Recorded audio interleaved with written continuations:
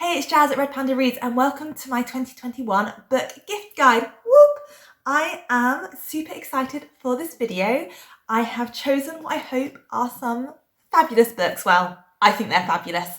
And in a second, we're going to dive right in.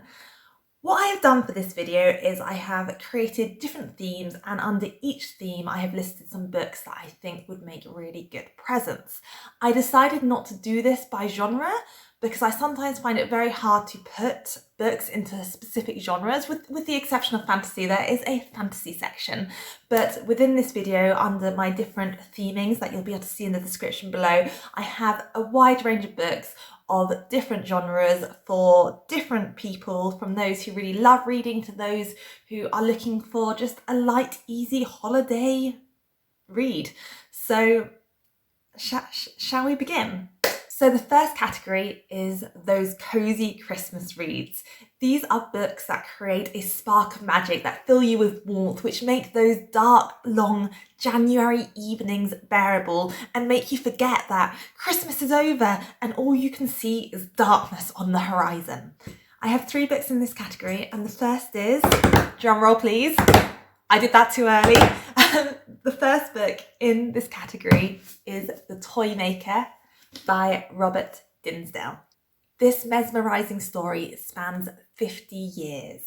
It is set in this magical toy shop which opens when the first frost falls on the streets of London to when the first bud blooms. And our young protagonist ends up in the toy shop after seeing an advertisement and needing to escape from the situation she is in. And she finds love, she finds family, she finds an escapism from the realities of her world, which is the purpose of this incredible toy shop. And what is so amazing about Robert Dinsdale's writing is he creates this magical, beautiful, wonderful world which includes the wonders of childhood imagination alongside the horrors of the First World War and the effects that has on those who went through it. This book deals so well with post-traumatic stress disorder and just makes you really question what is the point of war. You see all these children playing with these toy soldiers, having fun, enjoying the clash and the destruction, and then when reality strikes, you just realise how horrifying war actually is. And you also think, how different is a toy soldier to a soldier who is forced into a war not of his own making and basically becomes a pawn. And this book was incredible. And yes, it does deal with some really serious issues, but damn, this magical toy shop, you just want to get lost in Papa John's Emporium. You just want to kind of ride the magical dragons, have your own patchwork dog, get lost within these trees that are made of paper. It's just magical. So despite the more serious elements of this book, it is a perfect Christmassy, cozy read, and the end will bring you so much joy. So 100% this must be on your Christmas list or a present for someone else who is looking for that Christmassy read. And this book at the back of it actually says that it's a fantastic book for fans of the Night Circus and the Miniaturist. And the Night Circus is actually the book I'm going to be talking about next. The Miniaturist I am halfway through, and I don't know if I'm going to go back to, but let's now talk about the Night Circus. So the Night Circus is not set at Christmas, but again, it creates that magic and delight that you feel when all the kind of bright lights are on down your street and it's a cold, crisp evening with snow falling. That's the emotion this book mostly creates. And The Night Circus is by Erin Morgenstern, and it follows 2 young individuals who are put against each other in some sort of magical game. And their arena for their competition is a circus. So this book is definitely magical realism and is my favourite magical realism book I've ever read. So if you have someone who is a fan of magical realism, 100% they should read this. It is fairly slow paced and very descriptive, but again, the world building and the magic of this circus is just phenomenal. You end up walking through sculpted ice gardens, jumping on clouds in some sort of bounce house-like cloud structure. There is a wishing tree, there is this incredible bonfire, there are fortune tellers, there are little kittens doing tricks, there is a room where a smell evokes such powerful emotions, and it's just such a charming, magical book. And what the author does so cleverly is there are parts of this book written in the second person. It says that you walk through the curtain, you enter the circus, and it takes you exactly where you want to be. While reading this book, you want to be exploring the magic, and I have even designed a whole D&D campaign based around a circus inspired by this book, because I want to go there, I want to visit this circus. You must buy this as a present, read it, and then give it to the person you're buying it for a present for. Good tip. The last cozy Christmas read that I want to mention is a book I have raved about all over my channel, and that is the Nevermoor, The Trials of Morrigan Crow by Jessica Townsend, and the whole incredible series. This is a middle grade fantasy book, so definitely good from 8+. I honestly think your 8-year-old niece would love it as much as your 65-year-old grandma. This book is as I've said, a middle grade fantasy book following our young Morrigan, who is told she is cursed, and her whole life she knows that she is going to be killed on her 11th birthday on an event called Eventide. However, on the dawn of Eventide, our young Morrigan gets rescued by an eccentric hotel owner called Jupiter North and gets whisked away to the magical world of Nevermoor, where she gets put into some trials to get involved in a society. And everyone who is part of this society has a knack, which is a certain ability or a magical so it might be a skill or it might be a magical ability that makes them unique, which gives them a special power. And our young Morrigan doesn't know what her knack is. So the story follows her on her trials and discovering what her knack is. And as the series progresses, Jessica Townsend deals with such important and serious issues, but in a really accessible way for younger audiences. And it's just so well executed. And I think reading these books from a young age will really kind of teach children the importance of acceptance and love and being who you are and not letting anyone tell you otherwise.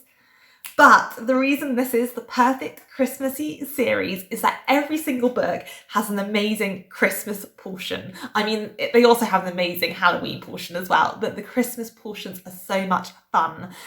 Morrigan ends up staying in this magical hotel called the Hotel Deucalion, and it has this incredible room called the smoking parlour, which produces different smelling smokes. And at Christmas, it has Christmas themed smokes. You have these amazing banquets. You have an indoor ice rink with magical ice skates that allow you to ice skate. There is snow. There is a competition between the Yule Queen and Saint Nick, which is basically an incredible magic show. And you just want to be in Nevermoor for Christmas. Like, there's nowhere else to be honest. So if you've got especially a younger person in your life who you'd like to get lost in a book, I would 100% say that Nevermoor is potentially the best middle grade fantasy book I have ever read, and it will be such a treat for them. Let's talk about some fantastic fantasy recommendations, and I feel that fantasy is the one genre which I feel very comfortable recommending books for. And the first books I want to talk about is the Mistborn series, because we most definitely had to recommend some Brandon Sanderson. Brandon Sanderson is a fantasy author who is literally, he is a steam engine. The amount of fantasy books he gets out per year is incredible and the quality is top notch. If you've heard about him, you've probably heard that he's got some really interesting and unique magic systems. They tend to be very hard magic systems with set rules, which make fights really interesting because there are limitations to people's power and you can see how those limitations can be used against people, which is just fabulous. And I did a whole video on the start of my YouTube channel about how I'd rank all my Sanderson books. But I think the book that I would recommend giving someone for Christmas if they've never read any Brandon Sanderson before is the first book in the Mistborn series, which is The Final Empire. This book has such wonderful and compelling characters. Our young female protagonist rises from the streets as a street urchin to, of course, someone who is going to change the world for good. And as I've already alluded to, let's talk about the magic system in this book. So the Mistborn series is set in a world where there is a power called allomancy. Allomancy is where you can ingest a metal, which will then give you different abilities.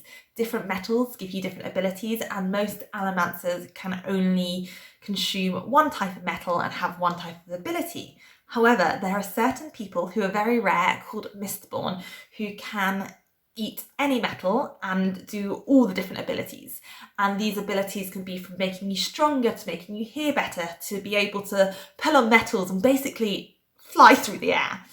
And our young character Vin is discovered by a gang, and she is a Mistborn. She can use all these metals, and she gets trained by another Mistborn and gets involved in a plot to bring down the Empire, who is ruled by the Lord Ruler. And it's just, yes, it looks like a chunky book, but you will be so immersed in this series. As I've said, compelling characters, fabulous plot, and a wonderful magic system with so many interesting and dynamic fights. So you can see I'm obsessed with all of these books. Want to find a new fantasy book for a friend? I'd 100% recommend this series, and then if they really enjoy it, they'll be spoiled because there's 2 more books in the main series, and yes, they're all this chunky and they shouldn't be put off because that just means you've got triple the amount of excitement and wonder. So that is that. I also have such a love for Elantris, and I have brought Elantris as an introduction to Brandon Sanderson for friends, but Elantris is definitely less polished because it's Brandon Sanderson's first book. But if you'd like to see a video with me talking about why I love Elantris so much and why, even with its flaws, you should 100% read it, then comment below and I will talk more about it. I mean, I don't need much encouragement. So the next books I'm going to talk about are part of a series called The Kingslayer Chronicles by Patrick Rothfus. And these fantasy books are hat off, hands up, whatever that phrase is, they are so damn incredible. And what is so amazing about these books is the amount of detail and thought that Patrick Rothfus has basically put into every single line. Every time I reread these books, I notice something new, and just kind of little nuances in his writing are foreshadowing what is to come in the future, and he does it so beautifully. And just to be warned, the 3rd book in this series is not out yet, and when it is out, damn, the world is going to go crazy because everyone is on the edge of their seat and so excited for this book. And even like talking about it now, I just have so many questions that I need answered.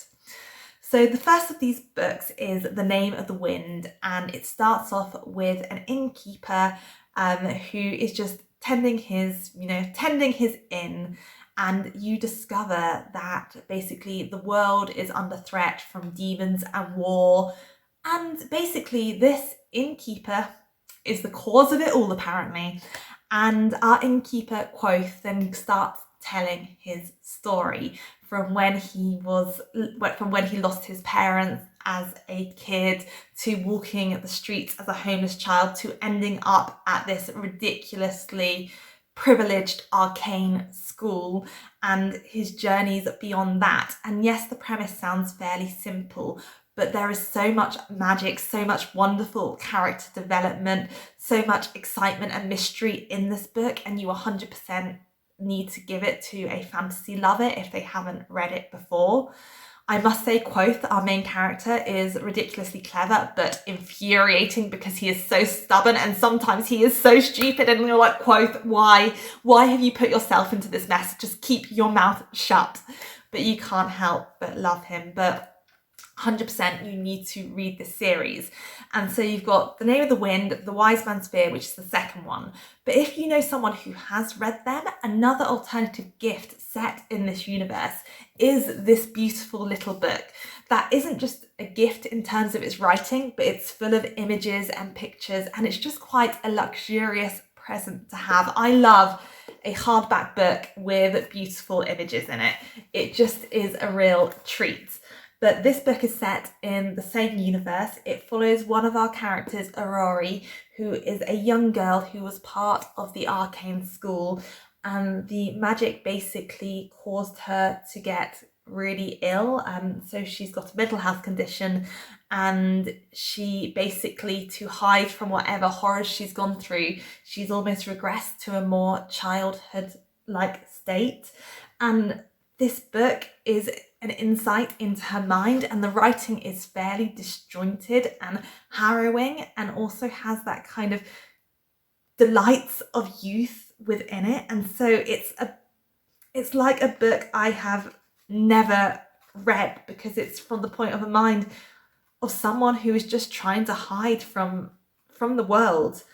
And it's beautiful, and it's set underneath the university in the caverns, which our young Aurora causes the Underthing, which she explores and finds goods. And I just want to help this young girl. I want to give her the most massive hug and tell her it's all going to be okay, and that you are wonderful and the world can be beautiful again. So yeah, incredible. So my next category is books that you want to inhale. So these are books which are really great for someone who already is really into books, or someone who finds it quite hard to get into books and find the momentum to keep reading, because these books will grip you from the very beginning. And the first two books I want to talk about are two contemporary books. And the first of those is The Seven Husbands of Evelyn Hugo by, I think, Taylor Jenkins. I'm really sorry if I'm wrong, I'll write it there. This incredible book follows our protagonist Evelyn as she arrives at Los Angeles in the 1950s and slowly rises the ranks of Hollywood to eventually become a famous movie star. And this book discusses sexuality, it discusses racism, it discusses the challenges for a woman being in Hollywood and the expectation of them to behave a certain way. And very much Evelyn uses her sexuality a lot of the time to rise within the ranks of Hollywood, but the whole time she takes ownership of that, which is actually extremely powerful. And I think this is actually a very important topic at the moment that comes up a lot, where it seems that it's acceptable for women's bodies to be used by men, but if a woman wants to use her body herself, it's not acceptable. And that is discussed a lot throughout this book. Just to be aware, if you are buying this book for someone else, there is mention of sexual and physical abuse. There is also some quite sad elements to this book, and yes, it crippled me at times. I'm not going to lie, but I think it's an amazing, thought-provoking book, and the way it's written is so easy to read. It is so immersive, and I really think even for someone who's not a big reader, they won't be able to put this book down, and they won't be able to stop thinking about Evelyn. The next book I want to talk about is another contemporary book and is also quite a serious topic, but again, it was written so well and I was just so absorbed, and that book was Such a Fun Age. This book starts off with a young black girl babysitting a white child, and she takes the child to a supermarket fairly late at night and she gets accused of stealing a white person's baby. And that's kind of how the book starts. That then leads on to a number of different events, in particularly the white woman whose child it was, trying to kind of befriend the babysitter. And she becomes almost obsessed. Hey, Future Jazz here, attempting to better articulate just why I loved Such a Fun Age. So, a big theme of this book is racism, and from the very beginning you see someone being extremely racist and you're like, that's horrific. But the book goes a lot deeper than that, and it challenges you to think racism isn't just someone calling someone a horrible word or being violent to someone else. Racism is a systemic problem that needs to change, and very much as a white woman, and then seeing a fictional white woman almost ignoring the fact that people can be racist is infuriating, because yes, she herself is not doing anything that is directly harmful, but her behaviours in the past, because of her ignorance towards the fact that racism does happen and is a massive problem, has caused a lot of harm to people. And I really think this is an essential eye-opening read for anyone, but particularly white women, because I could see just when I was younger how I would be oblivious to these issues, and probably people are, but people, I'm sure, want to know and be able to address and understand the problems in our society. So go and read this book. But again, although very serious issues, this was such a page turner. It was such a joy to read. Kiley Reid is an incredible writer, and I just can't wait to see what beautiful books she creates in the future, and I'm really excited to read them. So another fantastic book. Back to Past Me. So the last book that I recently inhaled that I want to talk about is The Switch by Beth O'Leary. So this is sold as a romance novel, but I think what makes this book so wonderful is there's a lot more emphasis on the two female protagonists kind of learning to be themselves and to care about themselves and to overcome their own hurdles and their own difficulties in lives, and they don't need no man to do that. This book follows two women, Lena and her grandmother Eileen, as they basically decide to switch lives for a period of time.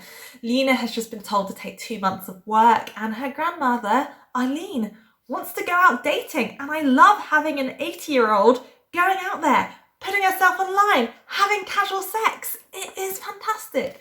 So Eileen, the grandmother, comes to London to, have a blast, and Lena goes up into the countryside to get away from everything.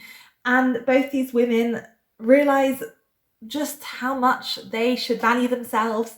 And of course, there's a little romance at the end, but no, their relationship and everything that happens to them is the far more important part of this book. And I think I read this book in a day. I could not put it down. So Beth O'Leary, you have done yourself proud. Incredible book. Switch was just such a gem to read. And I think definitely really good for any romance lovers out there, or someone who is going to Portugal for Christmas. This is your beach read. This is your beach read. So next up are thought-provoking reads. So these books are for your more seasoned readers who are looking for something a little bit different or a little bit more intense. And the first book I want to talk about is a translated book, and that is Strange Beasts of China. This was a joy to read because I'd never read anything like it before. It is set within a fictional city in China where humans live alongside beasts, and every chapter is kind of a contained story discussing one of the beasts and an interaction our main character has with it. And there's elements of mystery, there is murder, there is politics in this book. And although each chapter has its kind of contained story, there are threads that link them together, and it is a very intriguing read. And this book has a lot of commentary on human nature and what makes a monster a monster. So as well as the imaginative aspect of the different features that monsters have, for example, the sorrowful beasts, basically if they ever smile, they will die, and that is the theme of the sorrowful beasts. And so alongside those really interesting beasts, you also have the social commentary, and it left me with a lot to think about. And I think just a really well written book, and I think it is considered contemporary fiction, but it's a really interesting, unique take on it, and I would highly recommend that for someone who's looking for something unique and different and enjoys social commentary in books which isn't quite as on the nose as, for example, the other ones I've talked about. The next book I want to talk about is a bit of, I guess it's classed as literary fiction, and that is Hamnet by Maggie O'Farrell, that won the Women's Prize for Fiction in 2020. So this book took me a while to get into because it is highly descriptive and nothing really happens. But the beauty of this book is in the writing. It is in the feeling that writing evokes, and it is also a discussion of what happens to a family when a child dies. And this book, if you don't know, is basically based on the idea that Hamnet, Shakespeare's son, died at a young age, and it's talking about how that death potentially inspired the play Hamlet. The names were interchangeable back in the 1600s, 1500s. But although, as I said, slow-paced, hard to get into, this writing is a joy. The character development is phenomenal, and this has one of my probably most favourite scenes in any book I've read in terms of creating such visceral awkwardness. Literally, Maggie O'Farrell just describes a sit-down meal, and literally you can feel the tension emanating off everyone, and it doesn't state it, you just feel it because of how the turkey is cut. And damn, it gives me goosebumps just thinking back to it. So I really enjoyed this book, and I would highly recommend, and it will definitely stay with you for a long time after reading it. The last book I want to talk about in this category is a poetry collection which is Set Me on Fire, a poem for every feeling. And what I love about poetry is you can just dip in and out of it. You can read a poem and just sit there, digest and think. And I think this makes such a lovely present because look how beautiful this is. Like, it's gorgeous. It feels like a treat to be given this. And also, it's just a lovely, yeah, it's just lovely. What more can I say about this? The collection of poems in here are wonderful. They're very much themed throughout, so you can just dip in and out and think, I want a poem about other people's lives, or I want a poem about talking or food, or fathers or mothers or overthinking. So there's all these poems, and just I think would make such a lovely present for someone who likes thought-provoking books, for someone who really enjoys poetry. And so a wonderful poem anthology, and it's put together by Risbridger. I now want to talk about some non-fiction reads, and we're going to start with the Christmas themed one, and I didn't include it in my Christmas themed books because it's a little bit more depressing than those, and that is Twas the Nightshift Before Christmas by Adam Kay. This little little gem, which would be perfect for a stocking filler, don't you think? Basically is a offshoot of Adam Kay's other book, This Is Going to Hurt, which basically explores his time working as a junior doctor for the NHS, particularly on the obs and gynae ward, so women's health basically. And this book is talking about his time on the ward during the Christmas period.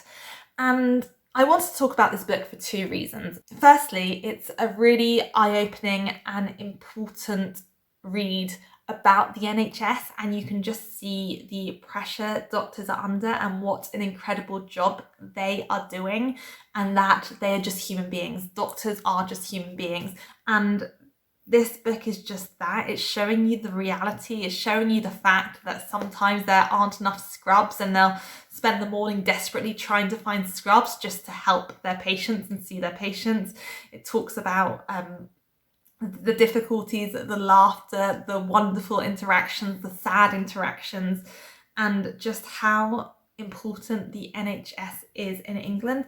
And I'm going to use this opportunity to not only talk about how important the NHS is and what an amazing job those doctors and nurses and other allied healthcare professionals are doing, but also to say, guys, I know masks are not compulsory at the moment, but please, please, please, in public places where people who might be vulnerable need to go, for example, shopping centres or really busy streets or public transport, please wear masks. It is terrifying for people who are shielding to be going out there when COVID is still a massive risk.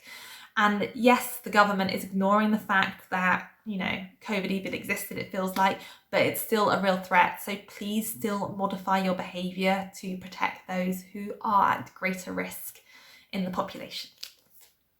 So yes, definitely a book to give to everyone this Christmas, especially in the UK, to remind them all what an amazing job the NHS are doing. The next non-fiction book I want to talk about, which is probably my favourite non-fiction book that I read this year, and that is Lowborn by Kerry Hudson. This phenomenal book follows Kerry Hudson's journey growing up in poverty and slowly moving away from that to becoming a now published author. And it follows her both in the present and the past, going back to those places and seeing whether they've changed or not, and looking at just how poverty affected her. And it really just highlights how difficult, once you grow up in poverty, to actually move away from it. And a lot of luck is involved, but really what needs to happen is there needs to be systemic changes so people don't get stuck in these really quite difficult positions. So very eye-opening about children growing up in poverty. And I think the thing that stayed with me the most was the moment that she realised she was poor and didn't have things that other kids did. Because when she was really young, you don't notice those things. But especially, again, I'm sorry, these are aimed more at UK people, these last two books, but especially if you live in the UK, really, really, really important read. That is my Christmas gift guide. I feel that I've spoken for such a long time. But I hope you enjoy it. I hope you got some good ideas here. And if there are any of these books you want to hear about in more detail, I would be very happy to go in and talk more about them. Just put your thoughts in the comments, and have a wonderful rest of your week, everyone. And I look forward to seeing you back here very, very soon. Bye bye.